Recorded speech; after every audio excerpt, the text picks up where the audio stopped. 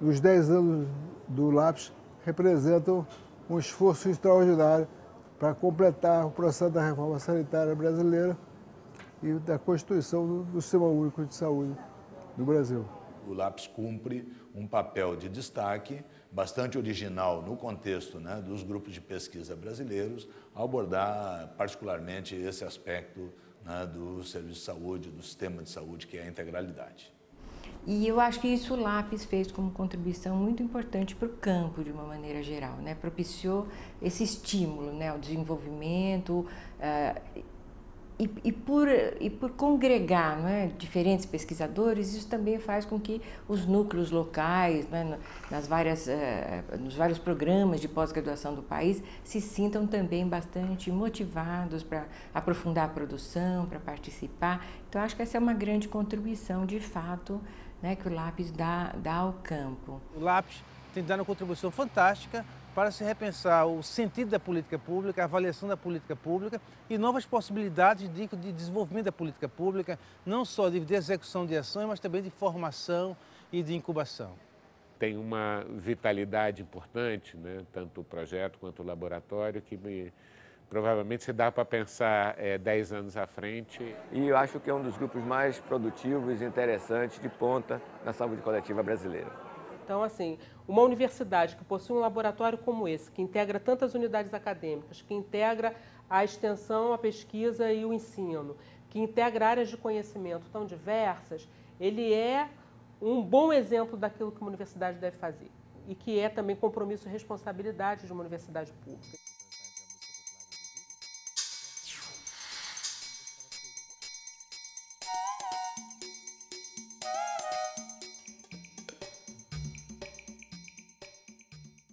Em 98, mais ou menos, quando completaram 10 anos da Constituição, a gente começou no Instituto de Medicina Social, especificamente no Departamento de Planejamento e Administração, um debate interno de como é que a gente podia contribuir academicamente para uma reflexão desses 10 anos, né? Então, foi uma iniciativa interna propor uma série de fóruns de debate, que depois viraram disciplina formal da pós-graduação, de aprofundamento do que tinha acontecido com os princípios fundamentais, né, do SUS, um pouco tenho a impressão de que isso gerou, particularmente no caso da ideia do cuidado integral, esse aprofundamento desses 10 anos do projeto de integralidade.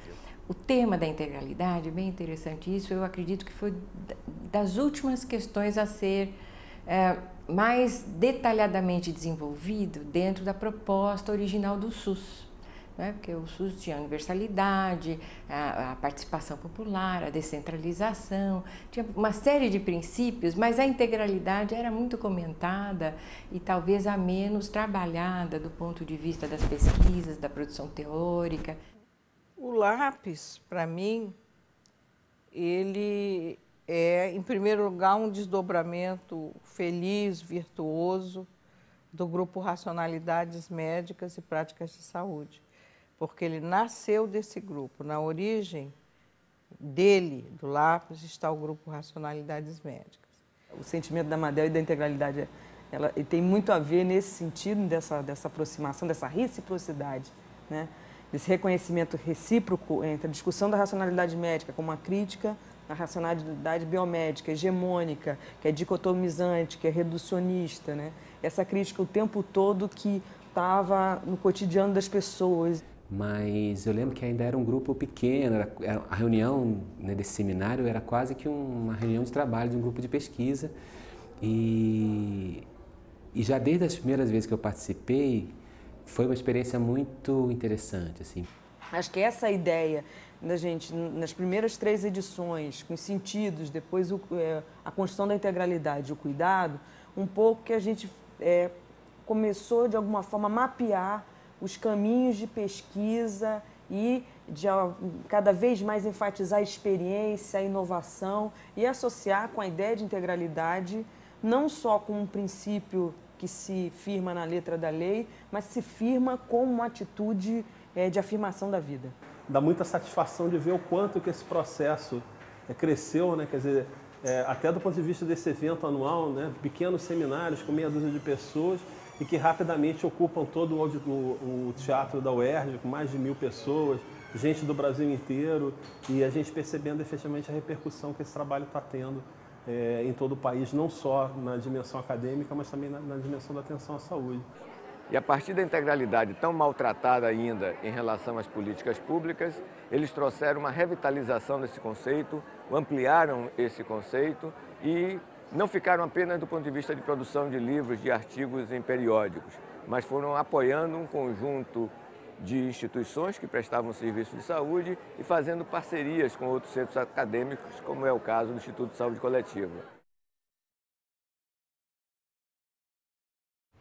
Dos espaços institucionais que eu conheço, é talvez o que mais tem implementado efetivamente a noção de pensar em rede e agir em rede.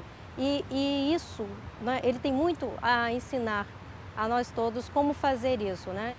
Criam redes de pensamento, de ideias, se buscam parcerias, acordos, pensamentos convergentes e às vezes divergentes também para alimentar a riqueza do pensamento.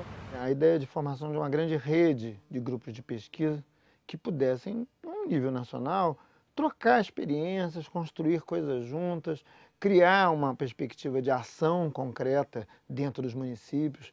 A história nossa lá na Universidade Federal Fluminense é muito ligada ao Serviço de Saúde de Niterói.